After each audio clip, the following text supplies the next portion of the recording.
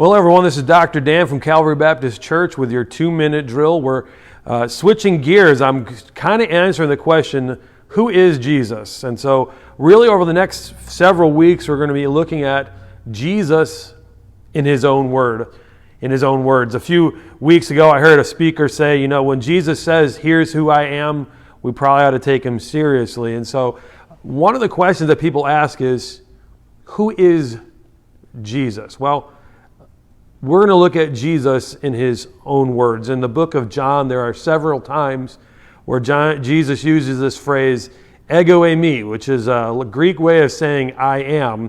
And He's hinting back to the Exodus account. In Exodus, I believe it's 3, verse 34, where Moses says, "Who shall I say sent me?"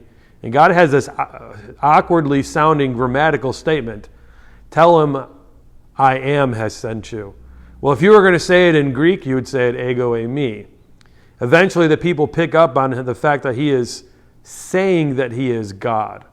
Nevertheless, He kind of gives it to him bit by bit, and we're going to look at this. In John chapter 6, there's an account that's well known of Jesus feeding multitudes of people. He takes just a little bit of food, and because He's God, He multiplies it.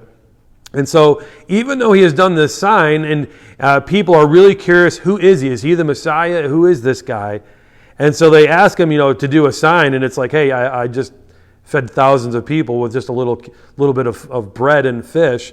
And so they said, hey, Moses gave us a sign in the wilderness, and He gave us bread in the wilderness, and Jesus, of course, corrects him. He says, actually, God the Father, my Father, is the one that gave you the bread.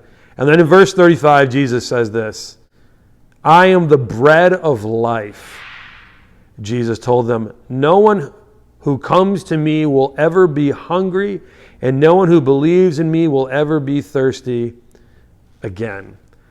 And so what Jesus is trying to convey to them, He's using everyday language of food. And He's trying to say, look, I'm the bread that gives eternal life. Once you've got Me, you're always going to have what you need. There's eternal life is granted to you through Me. When He talks about you'll never thirst, well, He's talking about this spiritual thirst. Today, if you're hungry, spiritual hunger, something's missing in your life, it's Jesus that's missing. And He says, "Come to Me." He says, "I am the bread of life. I will give you eternal life. I will give you refreshment to your soul."